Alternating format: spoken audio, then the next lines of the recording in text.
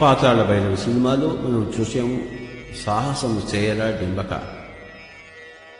అప్పుడు నువ్వు కోరుకున్నది లభిస్తుంది. సాహసం చేయకపోతే లోపల ఎన్నో కోరికలుంటాయి, అవి తీరకుండా ఉంటాయి. జీవితమును ఈడుస్తూ ఉంటాము, ఆ కోరికలు అలానే ఉంటాయి. ఆత్మ యొక్క కోరిక సాహసం.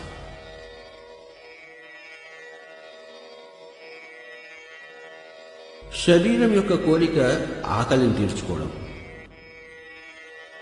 నేను శరీరమే అనుకుంటే ఆకలిని తీర్చుకోవడం కోసమే నేను జీవిస్తూ ఉంటాను. కానీ నేను ఆత్మను తెలుసుకున్నప్పుడు సాహసం చేయడం కోసం నేను జీవిస్తాను, సాహసోపేతులను అవుతాను.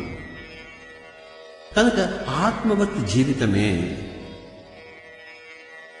మరి సాహసాన్ని మనకి అందిస్తుంది, మనల్ని సాహసోపేతులను చేస్తుంది. దేహవత్ జీవితంలో సాహసం ఉండాలంటే అది చాలా గొప్పది. ఆత్మవత్ జీవితానికి సాహసము సాధారణమైనది. కానీ నేను దేహాన్ని అని తెలుసుకుని కూడాను, ఆ భవంలో ఉండి కూడాను సాహసం చేసేవాళ్ళు, ప్రాణాలకి తెగించేవాళ్ళు నిజంగా చాలా గొప్పవాళ్ళు. నేను శరీరం కాదు ఆత్మ అని తెలుసుకుని సాహసం చేయడం అంత గొప్ప విషయం కాదు. ఎంత గొప్పదైతే నేను శరీరం తెలుసుకుని నా శరీరం త్యాగం చేయడానికి నేను ఒక కార్యక్రమానికి పూనుకుంటాను.